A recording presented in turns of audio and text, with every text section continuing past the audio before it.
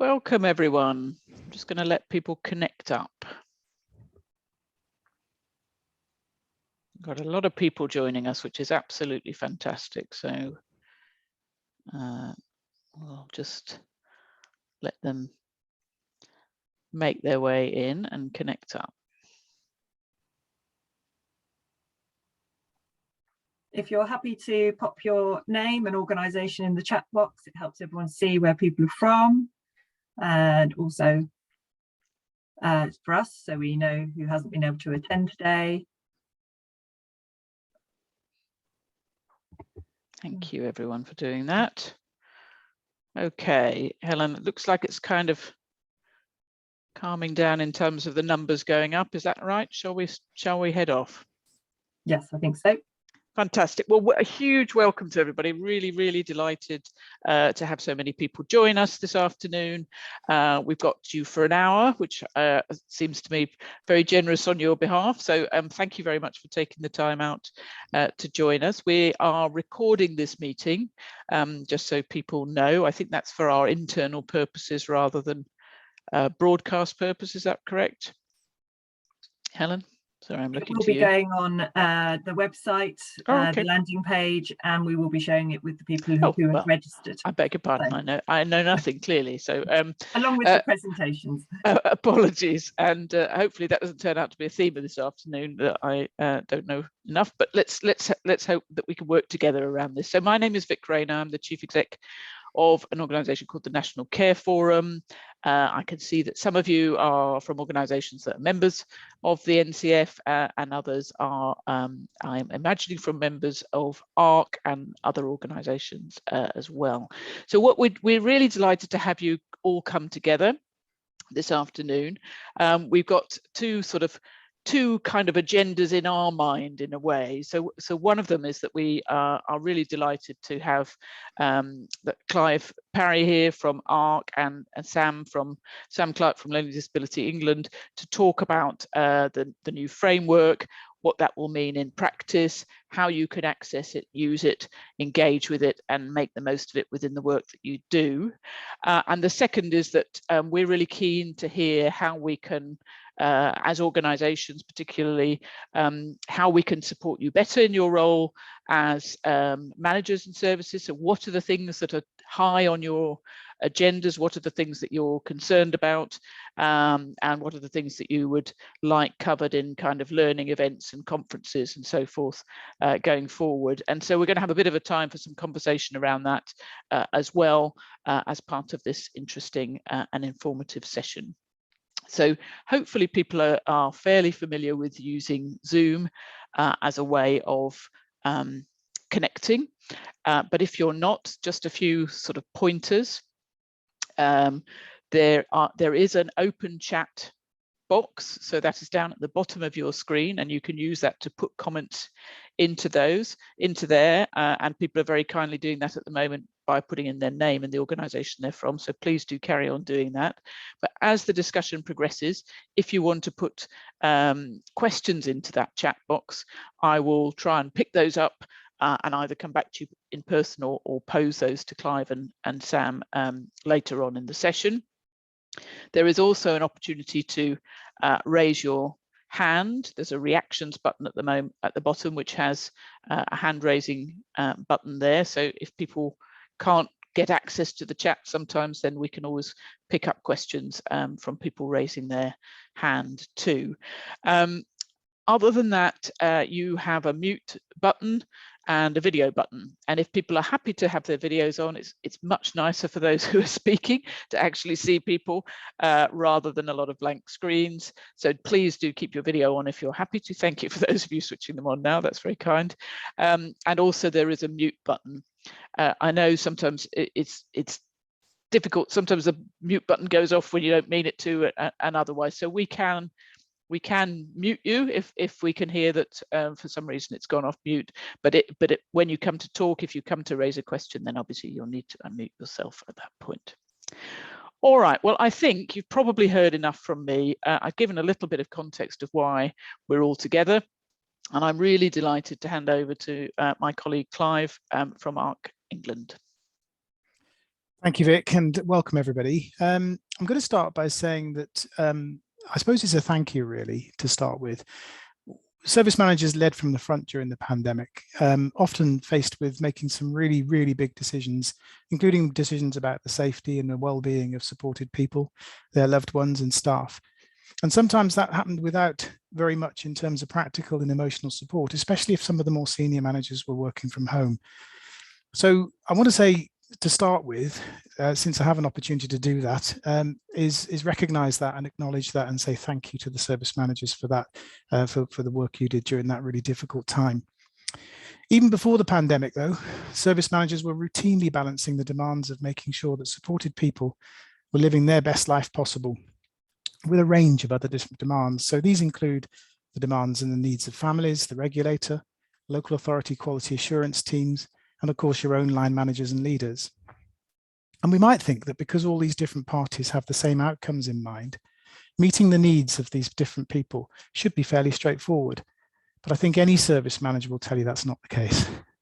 So this is the reason that ARC, NCF and Learning Disability England want this webinar and the conference we're organising in March next year to be a time when service managers can step off the merry-go-round, take some time for reflection, and take some time for your own personal development. So one of the topics we want to look at in more detail at the conference is the Good Lives framework, which Sam from Learning Disability England is going to introduce us to now. Before she does that, I just want to say a few words about why we think the framework is relevant and why we think it'll be useful to service managers. As a society, we've made a lot of decisions in recent years about how and where supported people will live. And these have sometimes been based on what we have decided either they or we don't want. This means closing Victorian hospitals on the outskirts of town where many people lived lives over which they had little choice and control, and through which they had few connections with the wider community and few opportunities to do the kinds of things that other members of society take for granted. In the 80s, we developed what's known as the campus model, or intentional communities is the phrase that I think we're using now. And although at the time these were heralded as the new and more progressive way for people to live, we've since decided that this model is no longer the best way to go to. And it just feels a little bit as though we're lurching from one thing we don't want to another that in the fullness of time, we'll come to decide that we don't want. We think there's a better way of doing that. And the framework, we think, is going to be a useful tool for managers because it does turn that process on its head. Another reason the framework is likely to be useful to you is because it's a kind of manifesto. That would be the way I would see it, certainly. And it has the credibility that comes through genuine co-production. And genuine co-production is a rare thing, actually. Another reason is that we think it's going to be useful to you in terms of the information available to people. I'm sure most of the service managers on the call will know a little of the story I'm about to tell. But I worked with a group of people with a learning disability once who were asked, would you like to go on a narrowboat holiday? And they said no. When they were asked if you'd like to spend a week on a boat, which means you'd get to steer it, the boat's going to stop at a pub in the evening where you're going to have dinner. There'll be a chance to see the wildlife that lives on and near the canal. People said yes. And not surprisingly, that was just purely about the amount of information that people were being given to make a decision. So we know that to make decisions, make choices, people need information. But that information needs to be qualified. It needs to be in the right amount to be useful, because too much information can be just as problematic as too little. And it needs to be relevant to the decision at hand. We think that service managers are going to be able to use this framework as a qualified starting point to help you think about the levers you can pull that are going to open up the opportunities and the choices that people have said that they want. Service managers can use the framework to think about the ways in which people are supported in their daily lives, and where even quite small but nevertheless important changes could be made that could make a huge difference to the person that you're supporting, especially in relation to them leading the life that they want to lead. So that's a little bit of an introduction to the framework, which I hope hasn't stolen any of your thunder, Sam. But I'm now going to hand over to Sam from Learning Disability England, who's going to tell us a bit more about how the framework was developed and how it works. Great, thank you, Clive. And I'm also going to start talking whilst trying to share my slides. The slides are partly to keep me on message, So it's really great to be here, and thank you so much. And some of you I recognise from your introductions in the chat. So you know that I need all the help I can get to be kept on message. So hopefully you can all see that now. Is that right? Yeah, good. Okay, I get a thumbs up. Brilliant. So for those of you who don't know, hi, I'm Sam Clark and I work at Learning Disabilities England. And Learning Disabilities England is a membership organisation that exists to make life better for and with people with learning disabilities and their families. And we try and do that in 4 main ways. So one of them is membership. People and organisations can be members. And members are people with learning disabilities and their organisations, families and their organisations, and people we call paid supporters and their organisations. So that's some of you. So I know some of you, your organisations are members. And if you're not getting the newsletter from work, then let somebody know, because you definitely can have it. We try and influence and campaign, and we try and solve problems together and share what works. And we do a lot of work around sharing information and build networks to connect people. And it sounds very trendy nowadays, doesn't it? But you know, that stuff about building a movement for change, really. And that's why we developed the Good Lives framework the way we did, because it is, for us, this framework is about building change together. Intentionally, we don't want to control this. We want to be something that we host and engage others in, but it's not something that you'll notice it's not branded in Learning Disabilities England covers either. So it is a call to action. It's a bit of a manifesto, really. Like Clive says, we partly did it because we think there's been a policy vacuum for people with learning disabilities. So the only national policy leads we've had have been around building what we call building the right support now, or what was transforming care. But the group of people affected by the horrific institutional abuses we hear about in specialist services, and people getting stuck and not getting community support, and that is so important, but it doesn't directly speak to the other 1 million+ people with learning disabilities lives. And they haven't seen the benefit. And in fact, what we've seen is the impact of a lack of coherent thinking, as funding is cut, as housing changes, you know, and more people struggle to get the support they need to live their lives. So the framework is built and focused on shared action. So for us, because Learning Disabilities England has those 3 voice memberships, people, families and paid supporters, then all of this is around what we all agree on, trying to find what we can agree on and take action on together. But really importantly for us, people with learning disabilities are first amongst equals. So the work is led by what people tell us is important. And it started in Birmingham in February 2020. So this is a picture of groups of people meeting in the Friends Meeting House in Birmingham, which for the rest of 2020 and much of 21 was, we would occasionally, when we were trying to carry on working on the Good Lives work, come back to these pictures and go, do you remember when we were in a room and we did that? But this idea of us starting with what matters to people with learning disabilities, really importantly on that day, we didn't start with a blank sheet. We started with an evidence review that some academics had done for us. And what they had said was, what have we got that's evidence of what people with learning disabilities and their families have been saying they want for years? Because the other thing we were hearing really clearly from all our members was, we don't need another report, we don't need another review, we just need something to change. So we started with the evidence, and then we did a process of prioritizing, looking at what people thought was most important to work on and what that meant. And then, of course, I don't need to tell you all that we were probably in lockdown in 3 weeks after that meeting. In fact, I'm not even sure we'd finished writing it all up by the time we went into lockdown. So, but what they told us at that meeting, so the people who, you know, we based this around, but whom others wanted others to come along with them, was that they wanted to lead on what was most important, that people with learning disabilities should, that we should focus on rights, that it should be positive and offer solutions. So not just seek to look back at what hasn't worked, but look forward. And that Learning Disabilities England should host it, but not control it. So that's what we've tried to do. We took the UN Convention on the Rights of the Person with Disabilities as a part of our framework, which may be prescient or not, whether we get a Bill of Rights, but we took that as one of the guiding lights for each chapter, each bit of work that we did on it. And there are 6 chapters at the moment. We know that this is not enough. It's not everything. It's not all of people's lives. It was the 6 chapters or themes that we knew we just needed to start on.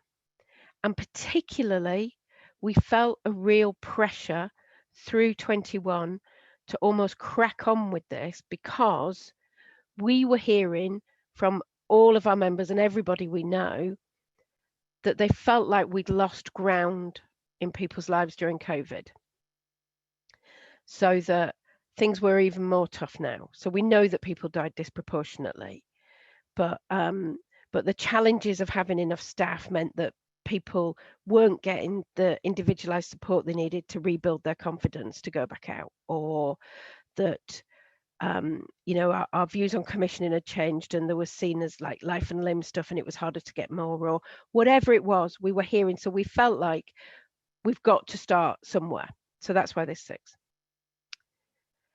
Each chapter is laid out with what the UN Convention says on that particular area. So for example, the one I quote loads is the home, having a home chapter. The UN Convention says that disabled people should have the same and equal choices as their non-disabled peers. So that's quite powerful when we think about that, isn't it? If we're using that as one of our guiding lights, is that where we want to go? Is that what we think we should be moving to? Because I don't think it's most people's experience now. And then the chapter also says what people with learning disabilities, families and paid supporters have said needs to change. So that does bring in what we've heard from everybody and what people agreed on. And then what people said would make a difference. So each chapter tries to say, so we think that if we get this legal change, this policy change, if organisations stop doing this and start doing that, if commissioners stop this, start that, then these are the steps to. So for us, the framework, like Clive says, is a bit of a manifesto or a call to action. We want it to be some long-term aims for us all, but also really practical stuff that we can just start with. So we'd done that original work early in 2020, and then late summer 2020, we went back to people and said, what are the most important things now? And really interestingly, but when you think about it, not surprisingly, communication and staying connected got in the top 10, where it wasn't in February. So that's what we started with. We didn't start with a health chapter, not because we don't think it's important, of course, but we think that one of the challenges has been that most of the policy or national work has focused on trying to improve health services for people with learning disabilities, and NHS England has a whole programme. So we felt like if we had to prioritise something, then a health chapter and being healthy and staying healthy might come later. So we prioritised the other areas. So just to give you a flavour, and these are only a flavour, and I don't know whether it's already in the chat, but I can put a link to the whole thing. It's all on our website in the chat when I've finished.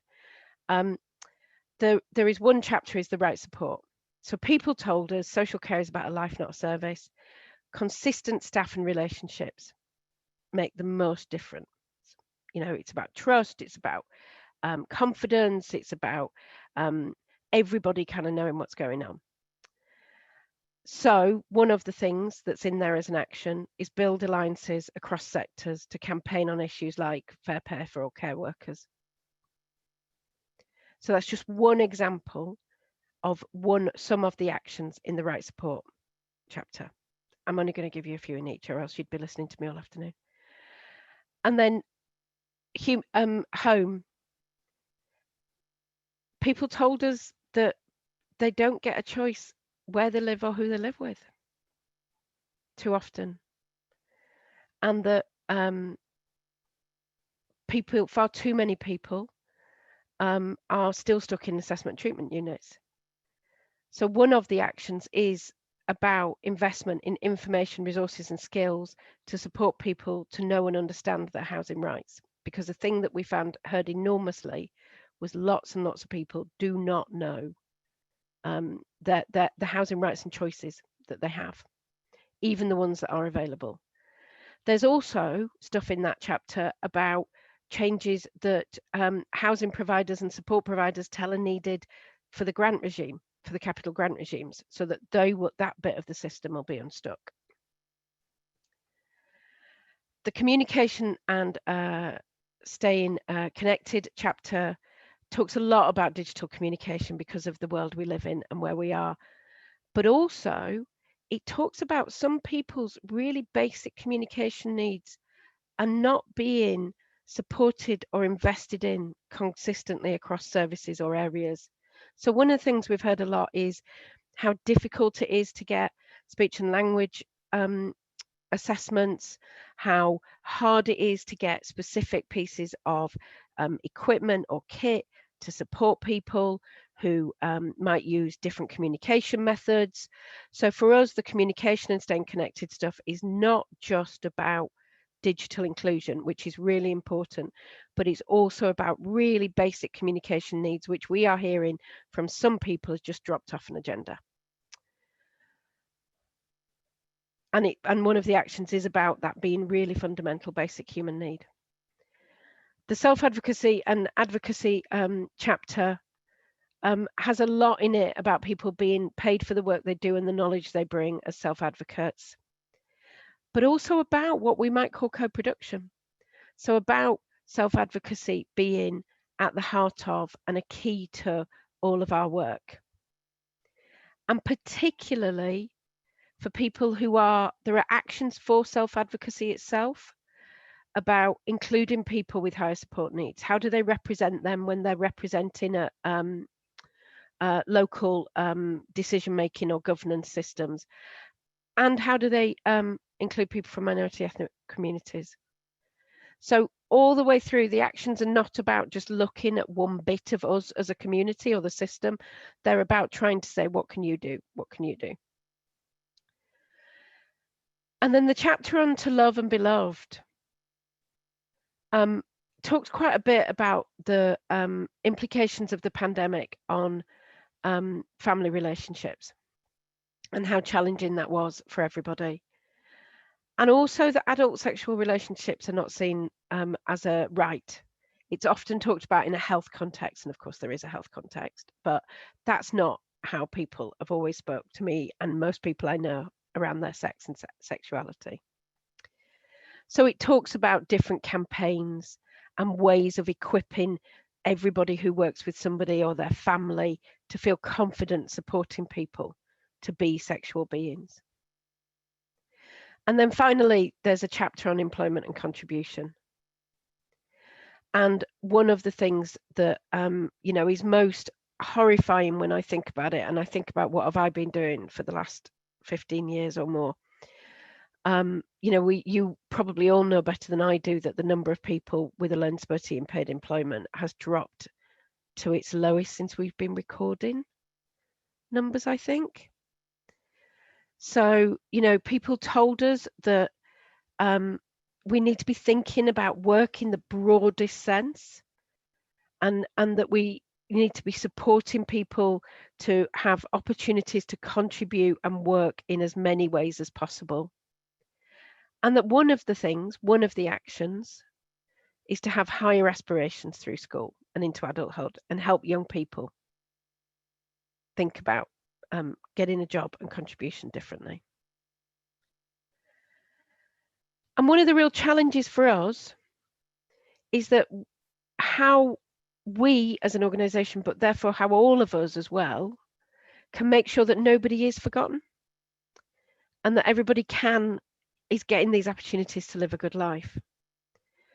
So one of the things that we heard through the process of working on this with people with learning disabilities, their families and their supporters in all sorts of different paid roles, because we work with academic partners and all sorts of different people, was that often we focus our efforts on one bit of the population, one group, because people with learning disabilities are as diverse and as different as any of us. So we might focus lots of effort on making sure that some people get support to communicate, but we forget about the other group of people.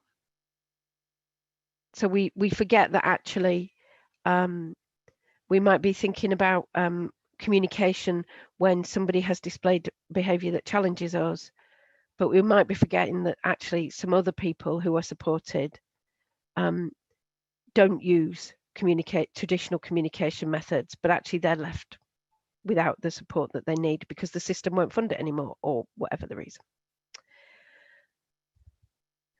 So, as I said, we see this as a start. It's not everything. We're also really open to it not being what you think should happen or what anybody thinks is needed. We've had loads of really positive and constructive offers so far, but we're really open to challenge as long as it's kind. By the way, I always say this at that point, don't be mean. But we're really open to challenge. We're really open to offers of things to share, because what I didn't say was each chapter also includes examples of what works.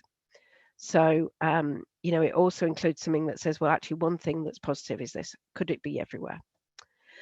And at the moment, we're just kind of engaging people in saying, is this of any interest to you? What do you want to do with it? What can you do with it? If you use it, will you tell us about it? So you don't have to. But if it's useful to you, Community Living Magazine are supporting us with it. The LGA and ADAS have had a session on it, and we are about to do some work with them, we hope, about looking at how it links with their work on commissioning and what they say to their members about this. Because as Clive says, for us, this is about moving from to something very positive about what can you do and what are we going to do next and what do we expect. And then members have been doing lots of different things to come together, to talk about it internally, to engage people. Some people are using it to kind of almost review their strategy, or look at it to talk with their team about what matters around here. Is this where we're aiming? Is it, what is it? However it speaks to people. So on my last slide, and I won't talk through all of this, but there's some really lovely stuff that people are doing around. So for example, in one area, a group of self-advocates have written to every elected member and asked them, will they support this as part of the council's plans? So there's all sorts of stuff that people are doing to just say, this is what we think is broadly where we should be going, please stand up. And then at the end, you'll get the presentation. My colleagues Gary and Rachel are on there because they're the best to speak to about this. And you're really welcome to contact me, and I'm really happy to put my email in the chat. But we'd love to know what you're doing, and anything on social media that we can add in where you comment with a challenge, with support, with an opportunity to connect with others around it. And we hope eventually it might be the beginning of us all working towards some kind of cross-government strategy. And maybe what's happened in the last 24 hours is the next step on that. Who knows? Anyway, I'll stop talking and I'll stop sharing so I can see you all. Thank you. Thank you so much, Sam. And yeah, as you say, maybe there'll be a whole new set of letters to write in the not too distant future, and clearly an opportunity with a new Secretary of State for Health and Social Care to be actively asking him what he thinks about this. So that might be an action we could take together after this, seeing, you know, really seeing how important people think this is. So thanks for that, and thank you, Clive, as well for your input. So we're beginning to get some questions in the chat. Please do continue to put ideas in there, and I'll try and pick them up. So in the spirit of challenge, which you said you were ready and interested in, so Barry has asked a question in the chat about how the Good Lives framework dovetails or potentially duplicates other things that are already out there, and he's put a couple of things in there: the sort of real tenancy test, the right support, reach standards and things. So how you know, for organisations have already got quite a lot of, or have thought about, you know, gone through a process to adopt that, how do they integrate or otherwise? So this shouldn't, that's part of having these conversations. So the reach standards are one of the things that's given as a positive, useful tool in the home chapter. I'm not sure whether the real tenancy test is, but I think it nearly made the cut. But for us, that's absolutely the point, Barry. We shouldn't be seeking to set up anything separate or different. We want this to be a place where everything that makes sense and is pulling in that direction can coalesce. Yeah. So, you know, the majority of what's in there is not anything that Learning Disabilities England has touched or had anything to do with. It's the things that support people's right to have the same and equal choices about home as their non-disabled peers. So yeah, for us, it isn't about writing anything new or different. It's about bringing together all of the existing quality standards, tests, effort that will help pull us all to the place we want to be. Does that answer your question, Barry? Do you think it does? I don't know, Barry. Barry, did you want to join in? If you're happy to. I know he says excellent, long needed, and hopefully providers will embrace it. So that sounded like a yes, but you're welcome to join in, Barry, if you wish to. Okay, so that's useful. Then we've got a question about political traction. You know, it is the question of the day in a sense, I guess. So Sarah's asking, we don't have any ministers to engage about this at present. So obviously we lost quite a few health ministers yesterday, not all of them. So who were you, or who have you been engaging with, Sam or Clive, around the framework? And therefore, you know, and is that the right place, you know, or is like a lot of the experiences, you know, somebody takes a bit of an interest in it and then it's not picked up across the whole spectrum? Yeah. Okay. Clive, do you want me to go first and then you can talk about that? Is that all right? Yeah, cool. So I'm going to be really honest with you all, which I have a tendency to be, which gets me into all sorts of trouble. But we shared this in March and we didn't know it would be received as positively as it has been. Mm-hmm. So we weren't seeking to bring it as the new shiny brilliant thing to everybody. So we didn't go straight to politicians or seek to do that on that kind of campaigning level. What we have intentionally been doing for the first few months is going out, sharing it, talking about it, and seeing how much buy-in we have from us as a community. Mm-hmm. So we have shared it with civil servants in DHSC and in DLUP. Yeah, see, yeah. I still struggle with that, Vic. I'm so sorry. It might change soon, so I shouldn't worry too much. But yeah, you can tell the pause as I go, well, do those letters add up? Anyway, so we've done that, and we've obviously shared it with the LGA and their health and wellbeing elected member leads and those kind of things. But for us, this is the starting point. This is us all agreeing that we think it's worth. So we had started to think about, well, actually, come the end of the summer, we come out of recess, what do we suggest we could do with this, and what are the political opportunities? And then we've had the last few months, really, haven't we? So yeah, but our intention is to try and help all of us use this to focus on the next general election was our intention. That Okay. might come sooner than we think, mightn't it? But we had thought, actually, if there's enough buy-in, then we will try and support all of our members and partners. What can we do for this to be the manifesto commitment around people with learning disabilities? Or not this version, but this kind of framework to be something that we can all kind of coalesce around and try and get some shared messages on, because that feels like an opportunity.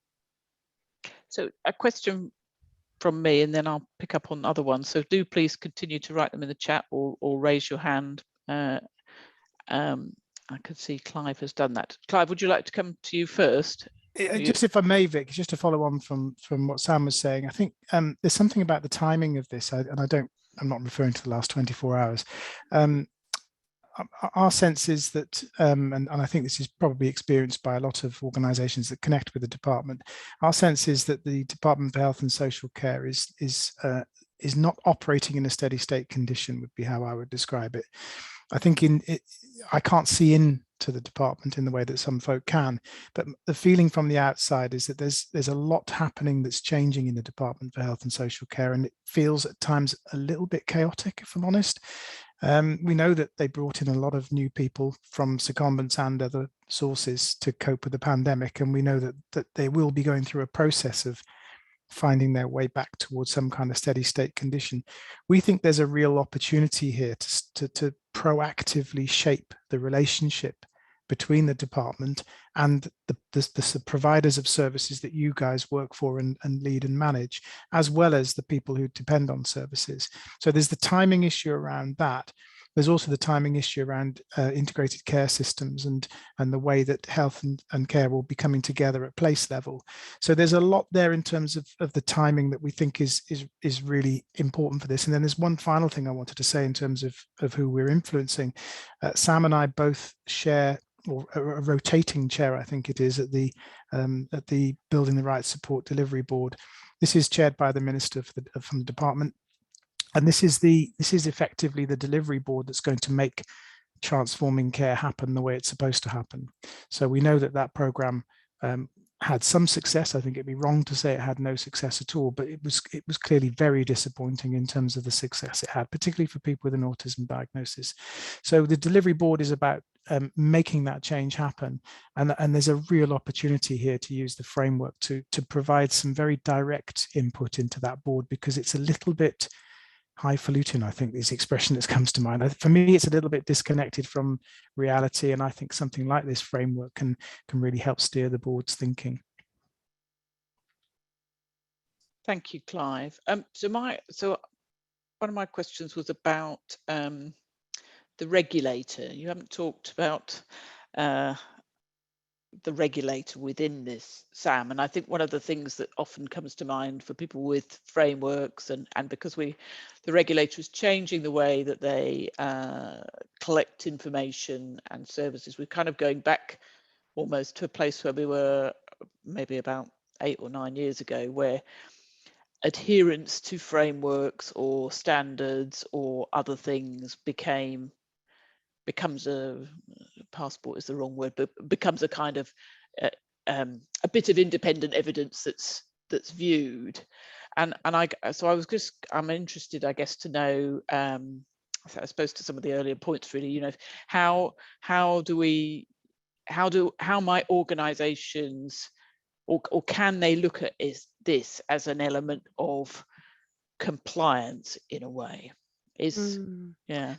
I mean, we've had some conversations with CQC, with the regulator there, and I guess they might be able to. For any of you who are connected to supported living services, you will know that the regulator of CQC have been hosting this supported living coalition, and they're very keen for the coalition to look at the framework and talk about that there, and whether that's something people want to adopt, and whether bits of that make sense to that. So I think there's some opportunities there, but I absolutely agree with you, Vic. And I guess some of this for me is us saying, if we are not the people best placed to make that bit happen, who can stand up and use their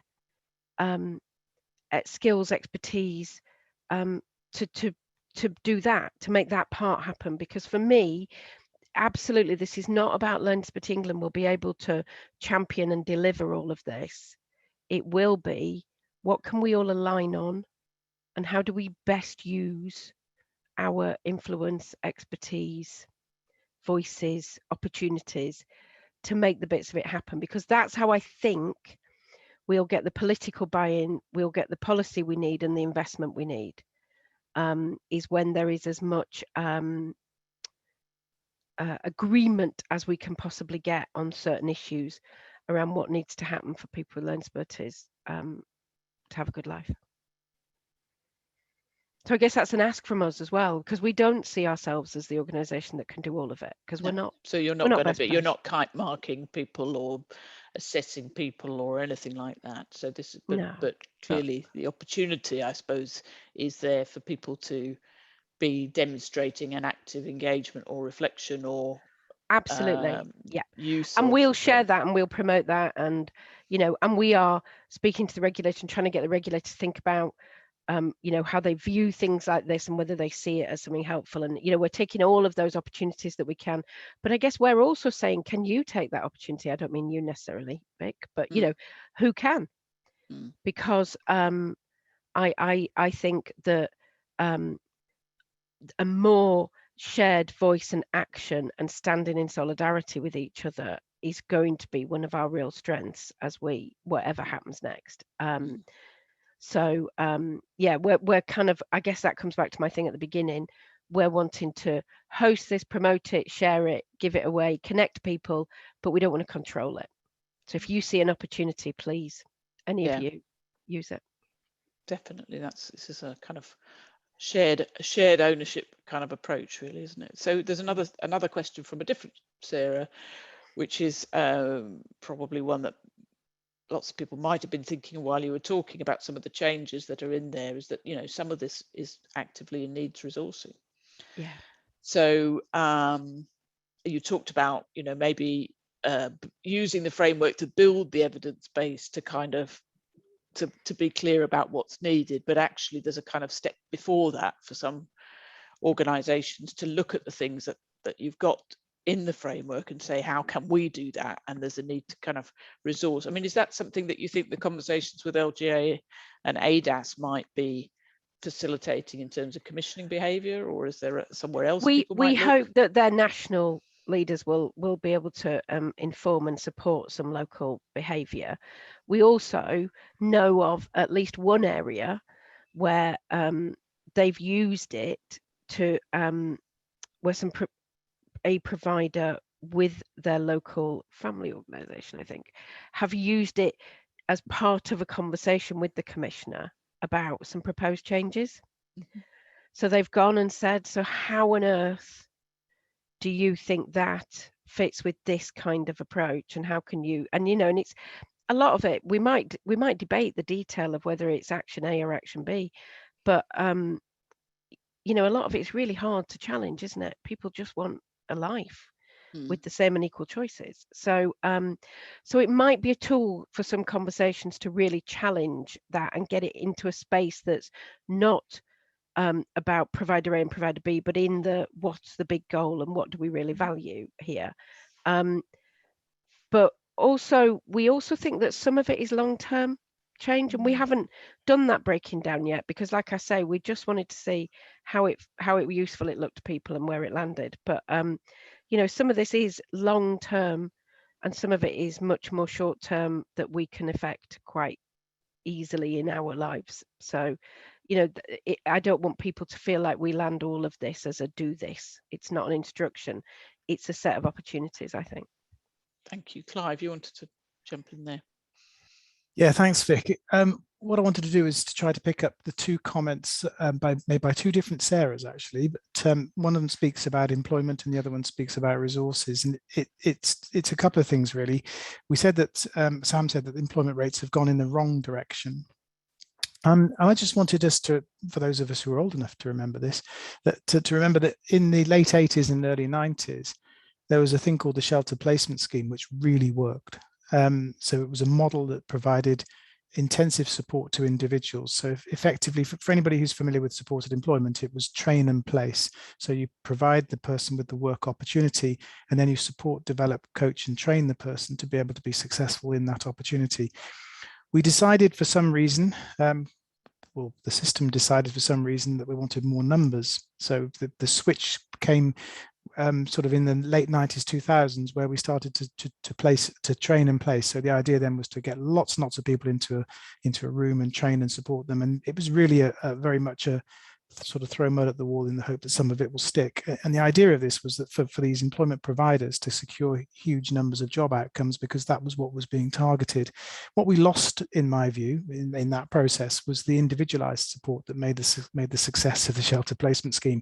So there is actually a shift in thinking, and actually it feels at the moment as though we're going back to saying, well, actually, to be successful for people with a learning disability, we need to give people the support they need in the job they want to do, and with working with people they want to work with and who want them to work alongside them. So that feels quite positive potentially. The bit about resourcing for me is how many times do we see an assessment that says we would like the following hours to be used to support this person to move towards seeking employment or volunteering or whatever it may be.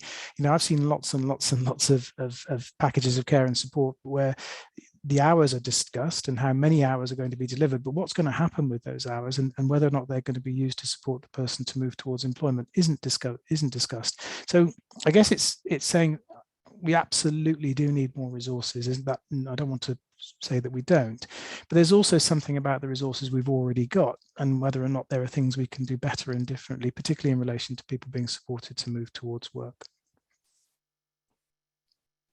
Thank you, Clive. And I think that kind of flexibility of approach is probably feels very much like in tune with the framework and the way in which people might think about that. I'm keen that we also do pick up on the wider issues that people might have as practitioners that would be helpful for us to think about in the context of any future conference or events. And it seems like there's lots of things that are within that framework that sort of emphasize areas of practice development that people might have. You know, we've just been talking about employment, and Barry's put a comment in the chat which says actually one of the things that is a barrier around employment is providers don't properly understand the benefit system and get worried about kind of penalties within that, and not causing somebody more financial hardship than they were in pre kind of employment. So you've cited that as a training opportunity. So thank you very much for Barry for that. But are there other areas that we talked about? I mean, housing seems to me a big issue, Sam, in the context of it's an area I've worked in for many years and seen multiple different kind of approaches and some fantastic partnerships with housing providers, for example, but those don't exist everywhere. So is that something that people would be keen to learn more about, or are there other elements of the framework, indeed understanding what the Convention on Human Rights says, full stop? You know, is that something that people feel comfortable with, or is rights a sort of set of, is rights a language that people find that they trip up over when they're trying to work out what it really means in practice? So if there's suggestions for things that you would like to see further explored, so that when you come to look at the framework and those sort of core areas that are within it, the self-advocacy and advocacy, good health, right support, communications and staying connected, paid jobs, and love, sex and relationships. So they're very broad in that sense. So what are the things within that as practitioners you think, if I'd like to focus on that, but I'm not confident enough about it, or I think we do this really well, I'd like to share that practice with other people, then that would be good to engage with. Sarah, you've picked out that inclusion for people with very high support needs is an area. Would you be happy to say a little bit about that? That's Sarah Charlotte. Yes, one of the many Sarahs on it this afternoon, so thank you for the opportunity.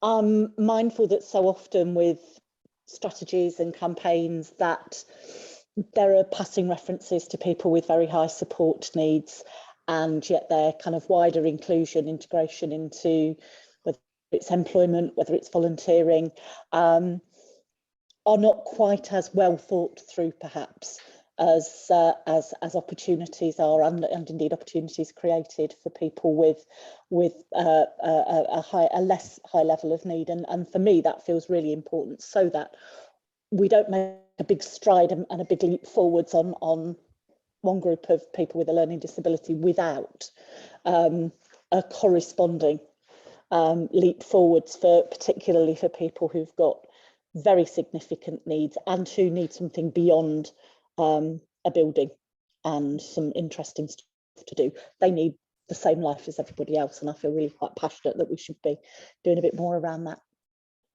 Okay. Thank you. Thank you very much, Sarah. Clive or Sam, did you want to? Clive. I just really want, this isn't necessarily going to add very much to what you just said, Sarah. It was just what came to mind was the Down syndrome bill and the idea that, and I know there's a lot of different views and thoughts about that, but the idea that we can accelerate progress for some specific groups of people and not others just doesn't feel right at all, does it? Yeah.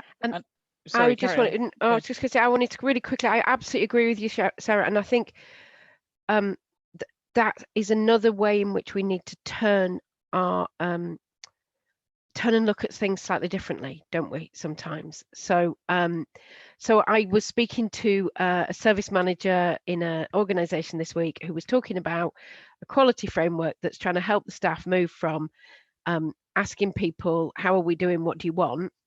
It's more sophisticated than that, but putting it very simply, to what do we learn from really listening to you every day and every week?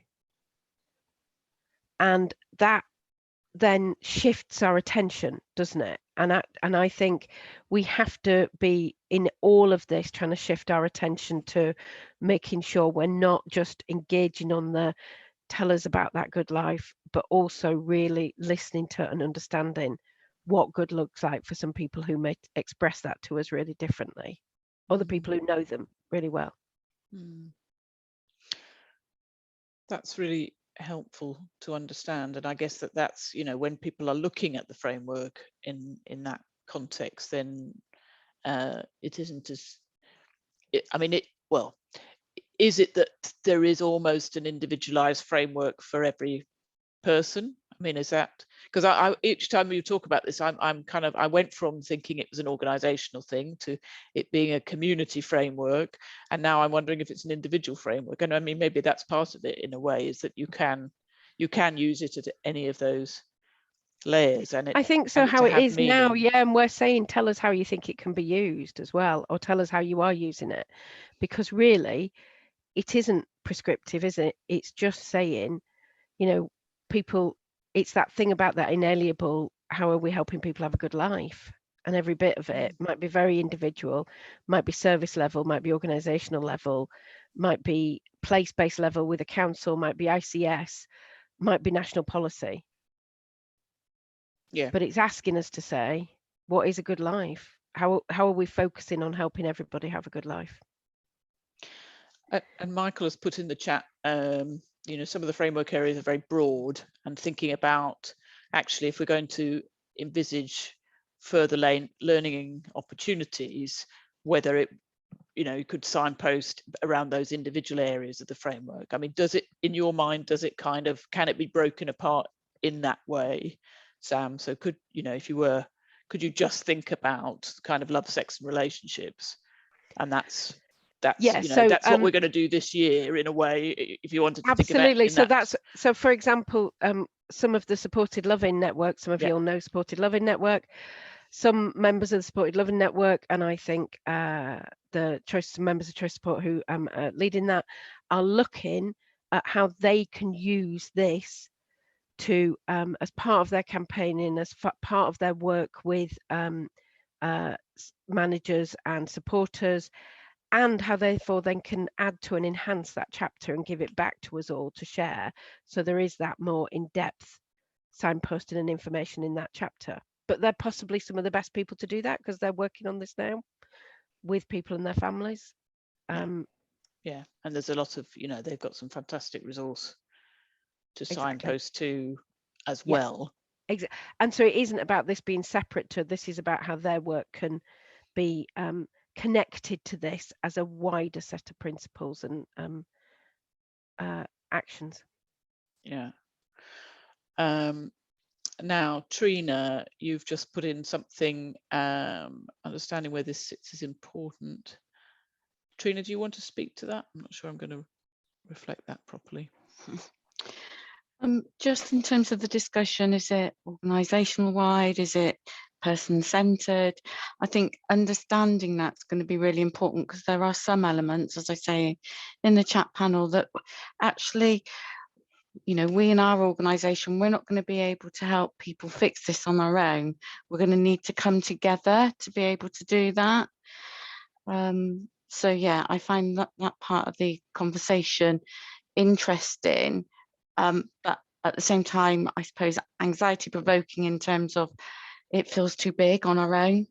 Yeah, so is that about, so is this kind of learning thing about building those partnerships?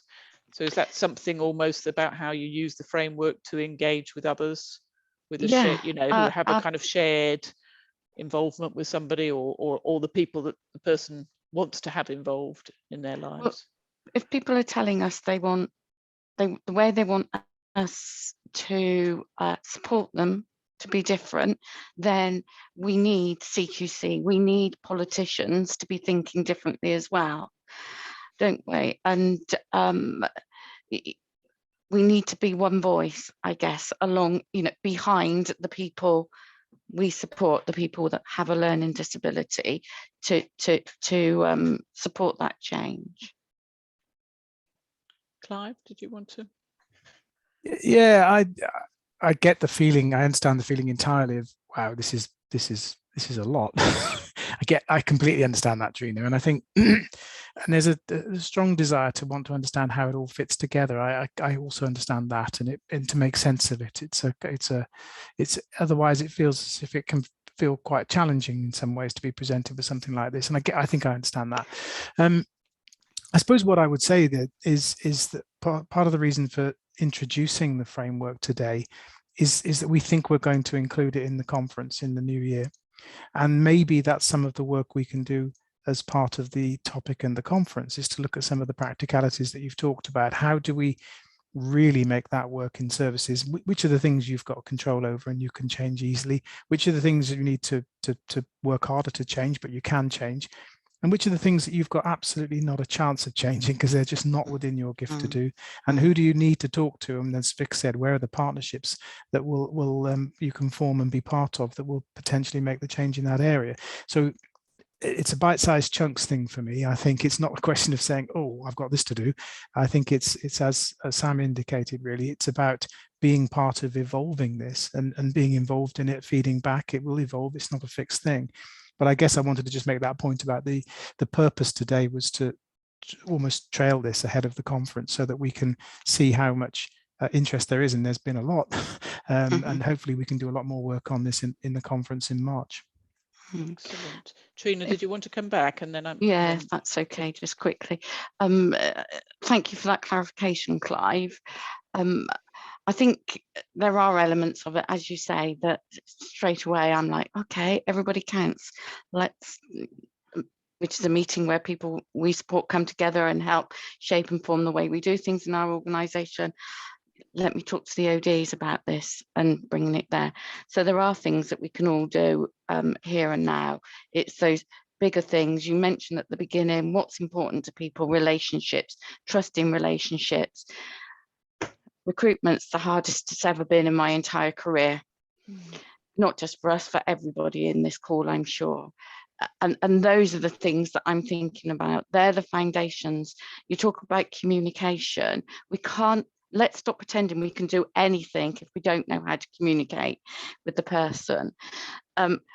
How do we enable a person that doesn't use words to communicate to make decisions? It's those relationships, those partnerships. So it's those things. Yeah, Okay, well, look, thank you, Trina.